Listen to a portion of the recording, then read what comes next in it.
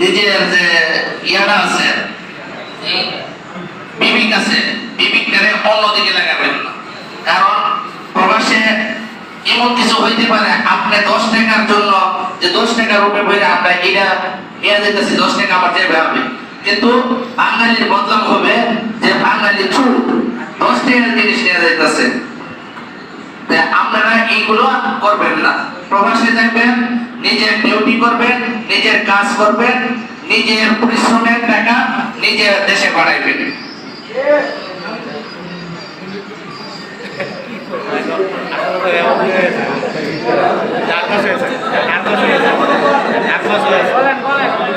আর ডিউটির মাধ্যমে যাই যে কাজ করেন ডিউটি টাইম টু টাইম করতে হবে।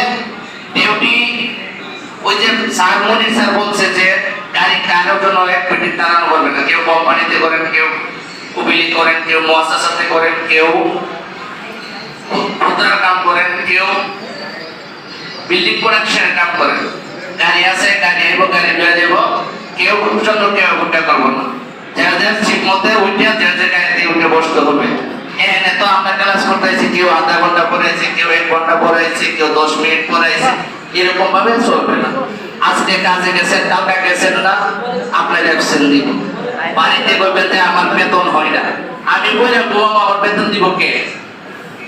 প্রবাসে যাইতেছেন মেহনত করার জন্য, মেহনত করবেন, টাকা কামাই করবেন। আর মেহনত করতেন না, টাকা পাইতেন না। মেহনতের জন্য সবাই আমরা আজকে প্রবাসে যাওয়ার উদ্যোগ নিয়েছি। আর প্রবাসে যদি না যান, কামাই যদি না করেন, দেশেই থাকতে পারেন, প্রবাসে যাওয়ার দরকার নাই।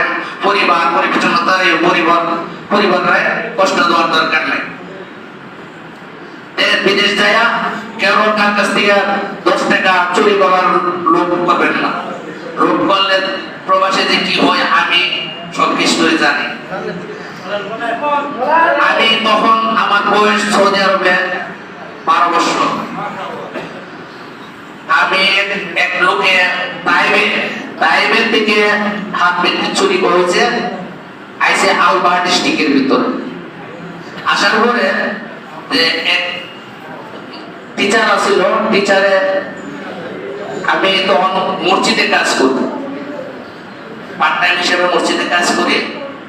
তখন আমি ইমাম সাহেবের কইলাম যে একটা ব্রিটিশ পাওয়া গেছে, ব্রিটিশটা কার জানে। ইমাম সাহেব বলছে যে ব্রিটিশটা তুমি সুবালার ভিতরে ফেলাই দিও।